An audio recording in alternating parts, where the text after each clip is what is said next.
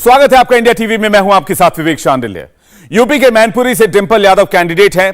अखिलेश यादव की प्रतिष्ठा दांव पर है, लेकिन एक सीट ऐसी भी है जहां समाजवादी पार्टी के सबसे बड़े मुस्लिम चेहरे आजम खान का एक बार फिर से इम्तिहान होना है। हेट स्पीच केस में आजम खान की सदस्यता रद्द होने के बाद रामपुर में उपचुनाव हो रहा है।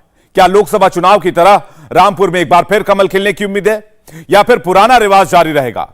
मुस्लिम बाहुल्य रामपुर को लेकर बीजेपी कितनी गंभीर है, इसका अंदाजा सिर्फ इस बात से लगा सकते हैं कि बरेली के अलावा रामपुर में बीजेपी ने पासमानदा मुसलमानों का एक बड़ा सम्मेलन किया। क्या रामपुर के इस सम्मेलन के बाद पासमानदा मुसलमान उपचुनाव में कमल का बटन दबाने की तैयारी करेंगे? इसका जवाब जानने के लिए देखिए रामपुर से इलेक्शन पर स्पेशल रिपोर्ट।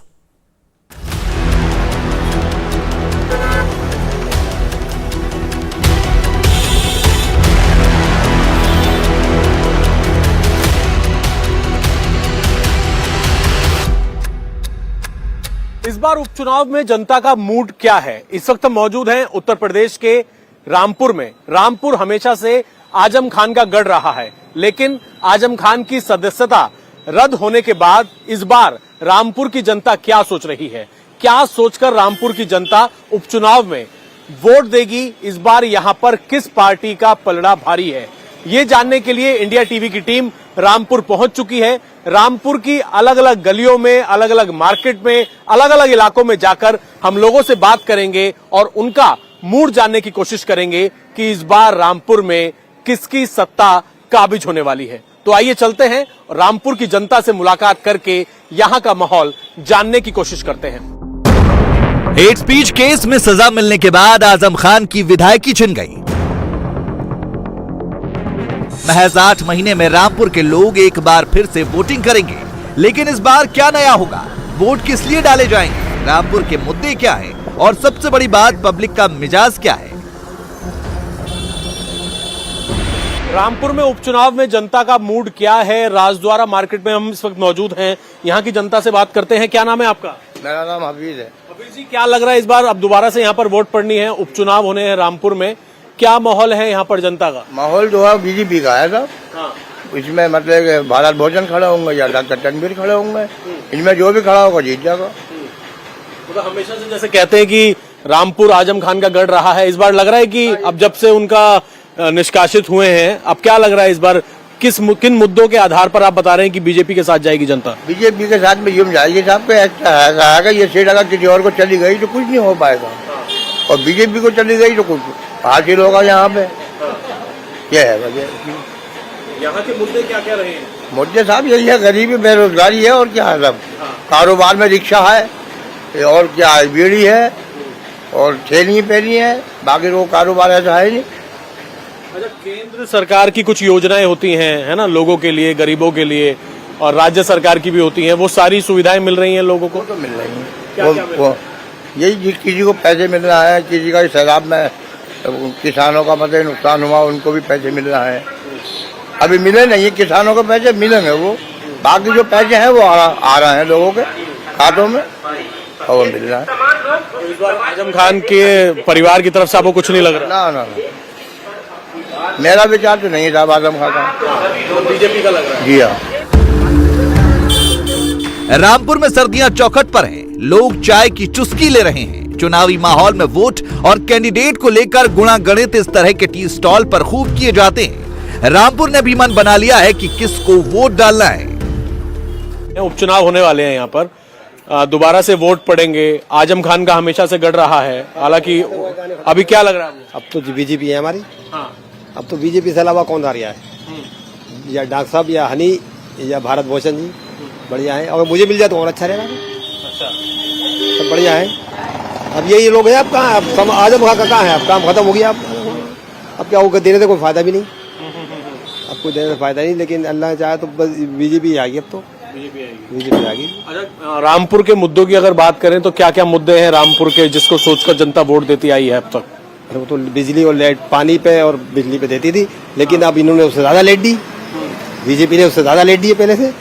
ये तो खाली जिलों में देते थे, इन्होंने पूरी यूपी में लेट दी थी, गाँवों में लेट दी थी, और फिर मकानों की इतनी अच्छी स्कीम दी है 2.5 लाख रुपए की, लेकिन हमारा नहीं हुआ, बाकी सबके हो गए। हमारे यहाँ, हमारी गली में हमने भरे 2 बार, लेकिन हुआ नहीं, हो जाएगा इंशाल्लाह आगे को। अच्छा, केंद्र सरकार की जो योजनाएं, जैसे आप बता रहे हो मकान की योजना या जो राज्य सरकार की योजना है, वो यहाँ मिल रही हैं लोगों को? ये मकान बने सब हमारी पड़ोस में हमारे बने 5-6 मकान बहुत अच्छे सब बन गया। और बिल्कुल भी ऐसे गरीब आदमी को जिनके बेचारों के पास कभी 2.5 लाख नहीं 2,500 रुपये नहीं देखे, उन लोगों के मकान बन गया। उन लोगों के मकान बन गया। अब तो खुश है बहुत और अच्छी बात है। और आगे वो चलेगी स्कीम में तो बढ़िया है। स्कीम इनकी सभी स्कीमें बढ़िया है। और फिर नाच कितना दिया है इन्होंने, गल्ला कितना दिया इन्होंने, 5 साल से दे रहा है फ्री, दे रहा है। लोग भूल गए, खरीदना भूल गए। जो बाजार से खरीदते थे वो लेना भूल गए। 1-1 किलो 2-2 किलो जो गेहूं चावल लेते थे सब भूल गए। ये सरकार बहुत बढ़िया है। पहले जब रामपुर में चुनाव होता था तो आमतौर पर आकलन एक तरफा ही रहता था। उसकी वजह भी थी कि आजम खान यहां से लगातार 10 बार जीतकर लखनऊ पहुंचे हैं। 1980 से 2022 तक 1-2 बार के चुनावों को छोड़ दें तो बाकी चुनावों में आजम ही बाजी मार ले गए हैं। इंडिया टीवी संवाददाता अभय पाराशर ने रामपुर की पब्लिक की नब्ज टटोलने की कोशिश की। जानना चाहा कि क्या समाजवादी पार्टी के गढ़ माने जाने वाले रामपुर में वोटर का मन सचमुच बदल रहा है। समाजवादी पार्टी जो है उसका ये गढ़ रहा है रामपुर, तो इस बार ऐसा क्या हुआ है कि सोच बदल रही है?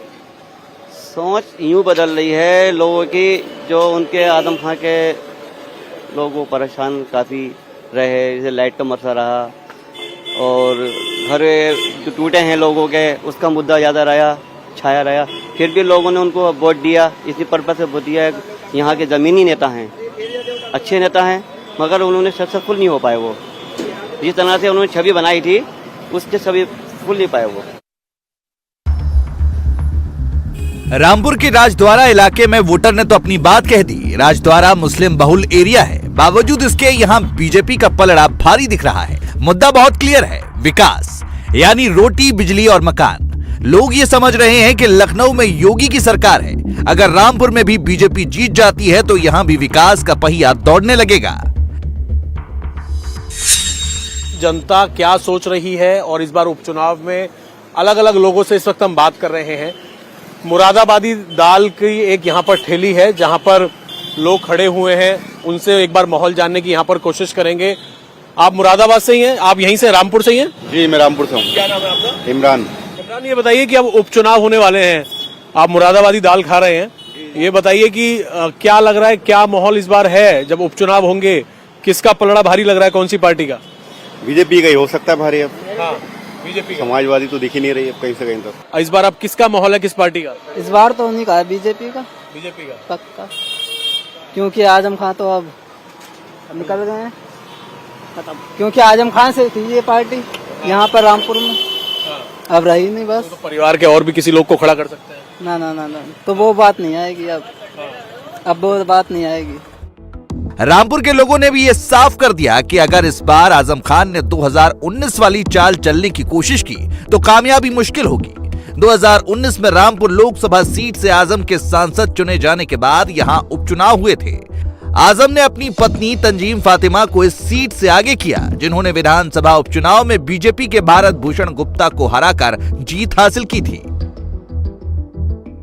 अब एक नजर डालते हैं इसी साल फरवरी मार्च में हुए विधानसभा चुनाव के नतीजों पर। असेंबली इलेक्शन में आजम खान ने बीजेपी के आकाश सक्सेना को हरा दिया था। आजम खान ने आकाश सक्सेना को 55,141 वोटों से शिकस्त दी थी।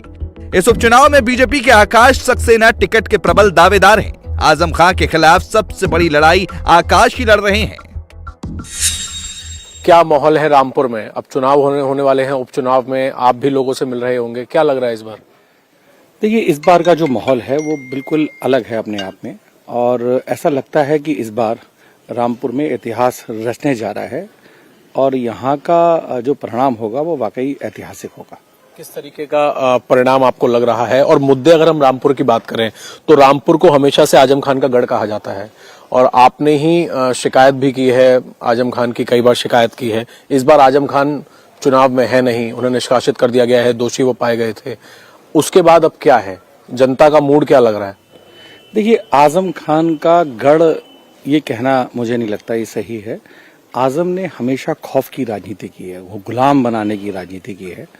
आजम ने रामपुर की जनता को हमेशा वो गुलाम बना के रखा हुआ है। तो मुझे ऐसा लगता है अब उन गुलामी की जंजीरों को टूटने का वक्त आ गया है और अब यहाँ का मुसलमान मन बना चुका है कि भारतीय जनता पार्टी को विजयी बनाए। 75% मुस्लिम और 25% हिंदू वोटर वाले रामपुर का मुसलमान समझ गया है कि रामपुर के विकास में ही फ्यूचर है। लोगों की बातों से साफ है कि आजम खान ने पसमानदा समाज का सिर्फ फायदा उठाया है, उनको आगे बढ़ाने के काम में पीछे रह गए। लोग अब विकास के नए मॉडल के साथ जाना चाहते हैं। 5 दिसंबर को रामपुर तय कर देगा कि उसे किसके साथ जाना है। इंडिया टीवी संवाददाता अब हिंदू बहुल इलाके में पहुंचे। सराफा बाजार के लोगों के मन में उपचुनाव को लेकर क्या चल रहा है वो देखिए। ये सराफा बाजार है जामा मस्जिद के इलाके का। यहाँ के जो अलग अलग लोग हैं उनसे यहाँ पर बात करेंगे, जो दुकानदार हैं यहाँ पर। सर क्या नाम है आपका? संजीव गुप्ता। संजीव जी ये बताइए कि उपचुनाव होने वाले हैं अब दिसंबर में, तो क्या माहौल है? रामपुर की जनता इस बार क्या सोचकर वोट देगी? आप विकास सोच के देगी। हाँ, विकास सोच के देगी। विकास जी। तो इस बार क्या लग रहा है कि किसका पलड़ा भारी लग रहा है आपको रामपुर में? बीजेपी निकल जाएगी। बीजेपी जी। इस बार मूड रामपुर की जनता क्या सोचकर वोट देगी इस बार? नहीं, रामपुर की जनता तो विकास के साथ में है हमेशा से। जिसने काम किया, जिसने विकास किया, उसी को वोट देगी। जो मुद्दे, अगर विकास की जो आप बात कर रहे हैं कि विकास को सोचकर वोट दिया जाएगा, हम अभी तक किसका पलड़ा भारी आपको लग रहा है? क्योंकि बीजेपी भी पूरी कोशिश कर रही है, आज भी एक सम्मेलन हो रहा है, जो अल्पसंख्यकों को क्या क्या योजनाएं दी हैं वो गिनवाया जा रहा है। माइनॉरिटी जो है अब बीजेपी को वोट दे रही है, पहले से ही दे रही है, और उसका परसेंटेज और आगे जाके बढ़ना ही है। माइनॉरिटी अब ये नहीं है कि बीजेपी उसके लिए अछूत है, माइनॉरिटी बीजेपी को वोट दे रही है, पिछले कई चुनावों से वोट दिया है और आगे भी देगी और बढ़ेगा, उसका परसेंटेज और बढ़ना ही है। संवाददाता अभय पाराशर ने जिस अल्पसंख्यक लाभार्थी सम्मेलन का जिक्र किया उसके बारे में भी जान लेते हैं। इस सम्मेलन में खास तौर से उन पसमानदा मुसलमानों को न्योता भेजा गया जिनको मोदी और योगी सरकार की अलग अलग योजनाओं का लाभ मिला है। इसमें रामपुर के अलावा बरेली और मुरादाबाद से भी लोग पहुंचे। क्या लग रहा है कि केंद्र और राज्य सरकार की जो योजनाएं हैं वो अल्पसंख्यकों तक पहुंच रही हैं, चाहे आवास हो चाहे राशन हो? जी हाँ, पहुंच रही हैं। पहुंच रही हैं। जी जी। तो क्या आपको लग रहा है कि इस बार जो उपचुनाव होंगे उसमें रामपुर का आगे क्या फ्यूचर होगा? बहुत अच्छा फ्यूचर है और रामपुर वाले उन लोगों को वोट देंगे, बीजेपी को।